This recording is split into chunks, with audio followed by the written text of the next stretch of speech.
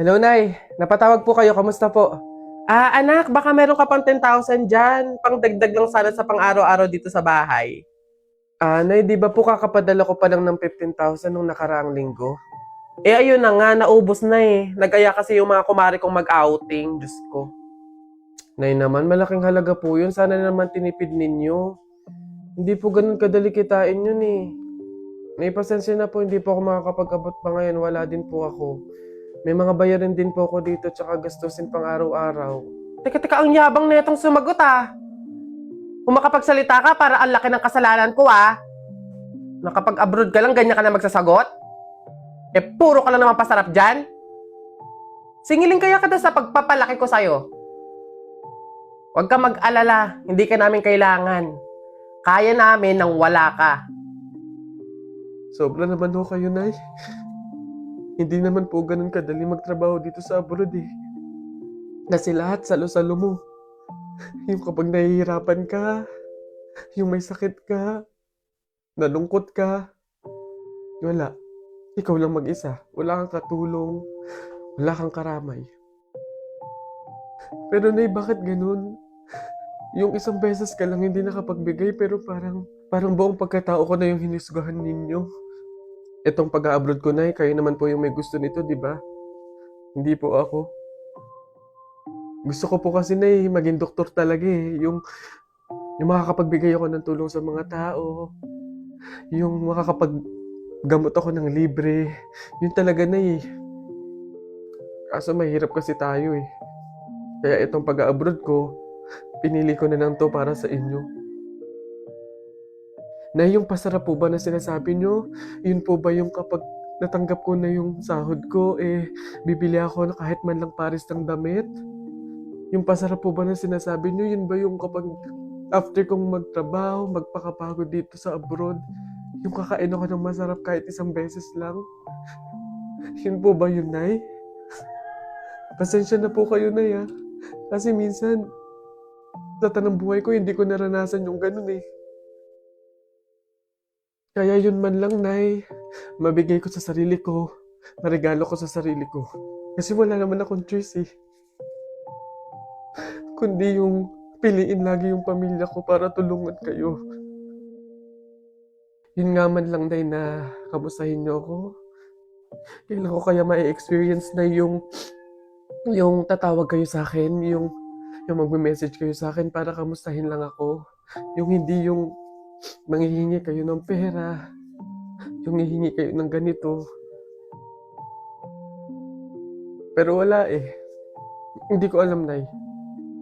Hindi ko alam kung bakit sa kabila ng paghihirap ko, sa kabila ng pagpili ko sa pamilya ko kaysa sa pangarap ko, hindi ko alam, Nay, kung bakit ganito pa yung mga sinasabi niyo sa akin.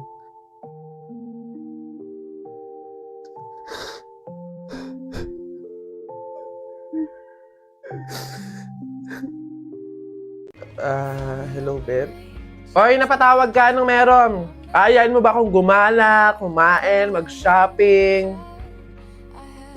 Beb, ang lungkot ko kasi ngayon eh. Dami kasing problema. Tatanong ko lang sana kung pwede mo akong samahan ngayon. Go lang! Basta libre mo ako ng pamasahe tsaka pagkain. Di ba? Siyempre sinamahan kita eh. Okay na yun. Okay, sige. Sige. See you. Hoy guys! Miss ko na kayo! Miss you na din guys! Sa true! Kita-kita naman tayo, nood sine, ganun. Busy pa ako sa work eh. Same, busy din sa work. Pero kung libre mo, why not? Joke! Sige. Libre ko na kayo. Ay, hindi na pala ako busy. Go lang! Sagot mo naman pala eh. Oo nga, sana sinabi mo agad, di ba? Ganun ba talaga dapat? Yung kailangan ko munang maglabas ng pera bago ko sila makasama at maramdaman sila sa tabi ko.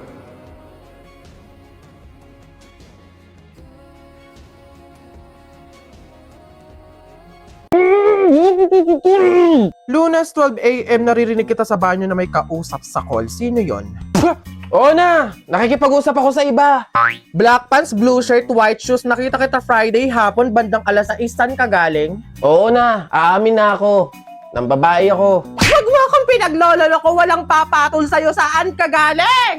Ay, grabe siya. Huwag mo akong ine-eme ha. Gusto mo na walang eme? Eto 100% real value. McDoma at 11/11 deals are coming. From November 1 to 15, available dito ang hero offer na may cheeseburger with medium fries and drink. Sa chicken deals na may 1-piece chicken with medium fries, medium drink, and free hot fudge sundae.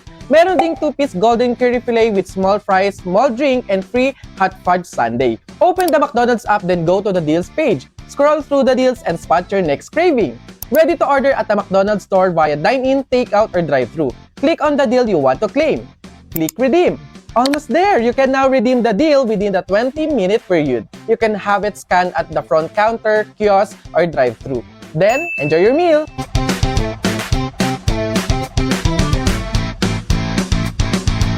Kakabagot naman. Ay, pre! May challenge ako sa'yo. Ano na naman yun? Ay, wag na nga pala. Pang tunay na lalaki nga lang pala yung mga challenge ko. Wag na lang. Bakla ka nga pala. Wag na lang, wag na lang. Kulit naman, sabing walang bakla dito, tol. Ay, we! Sige nga, duraan mo nga yung hawakan dun sa hagdan. Dali. Ha? Yan.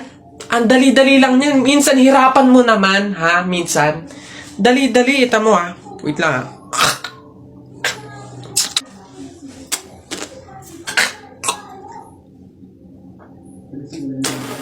Ayun. Sabi na. Yak. Gagi, ano to? Alaway! Kanini ba? Nice one down. Tingnan natin yung iba. Ay! Gagi, si Sir nahawakan. Shucks, Gagi. Takaw! Patay ka na naman.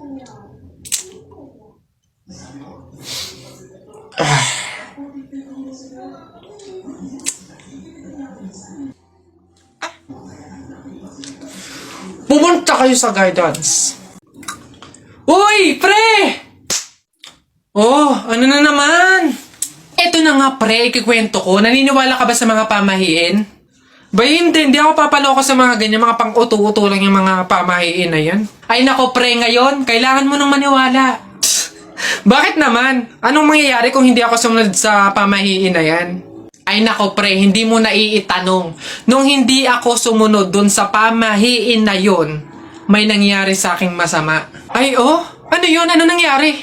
Hindi ko kasi sinunod yung pamahiin na kapag nakabasag ka ng pinggan, wag na wag kang lilingon kasi tsak na may mangyayari sa yung masama. Na-experience ko, may nangyari talaga sa akin. Bawal lang talaga sabihin eh. Kaya, mas mabuting sundin mo na lang. Ayan, daya naman. Ba't hindi pwedeng sabihin? Pero sige, ano yung pamahiin? Pag nakabasag ako ng pinggan, huwag akong titingin sa likod kasi may mangyayari sa aking masama. Sige, noted. Susundin ko yung pamahiin na yan. Nay, anong ulam? Ay, nabasag ko yung pinggan. Huwag titingin sa likod, pamahiin yun. Masama yun, may mangyayari sa yung masama. Huwag kang titingin. Teka lang. Paano kung inuuto lang ako nun? Paano kung hindi naman totoo yung mga pamahiin na yan? Diyos ko po. Hindi ako papaniwala sa mga ganyan. Ay! Ano ka? Sorry po! Ikaw na bata ka, humanda ka talaga sa akin. Kasal ko pa yan, tapos binasag mo lang? Ha? Pasok! Garote talaga yung aabutin mo sa akin! Pasok! Magtanda ka yung bata ka. Kaya pala bawal lumingon. May mangyayaring ang masama. Maglalayas ako, sakit-sakit ang palo nyo. Hoy, Jepoy, tara laro tayo baril-barilan, ano? Dali na! Eto akin, eto sa'yo. Ayaw mo, tignan natin kung hindi mo pa ako papansinin kapag binanatan na kita ng mga flip-top ko. Nakita ko nanay mo pumunta sa Cubao, walang pamasahe, nag-shortcut sa puwet ng Kalabaw! Oh! Ayaw mo pa rin talaga mamansin, ha? Nakita ko kuya mo pumunta sa pier. Ini-sniper ko, laglag diaper! Ano? Ano ba yan? Ba't ba ayaw mo pa rin ako pansinin? Puro ka cellphone dyan eh. Ito. Tingnan natin talaga. Last na talaga to. Hoy, Jepoy! Kumain ka ng biko. Para bukas, ikaw na bebe ko! Anong magagawa? Laging natutulala lang, di lumalapit ka. Oh, kilig yan! Napipiko na ako sa'yo ayaw mo mansin Aray! Ano ba kasi ginagawa mo dyan? Puro ka cellphone dyan eh. Syempre, naghahanap ako ng pwedeng i-post ko dito sa Instagram kasi ang dami ko ng followers. Kaya pala. Gusto ko din dumami yung Instagram followers ko. Paano ba yan, Jepoy? Basta balong ganito na lang gawin mo. Pumunta ka sa TikTok account ni Kuya Kenkoy, tapos click mo lang yung link doon sa bio niya. Ayun, doon mo malalaman kung paano dumami yung followers sa Instagram.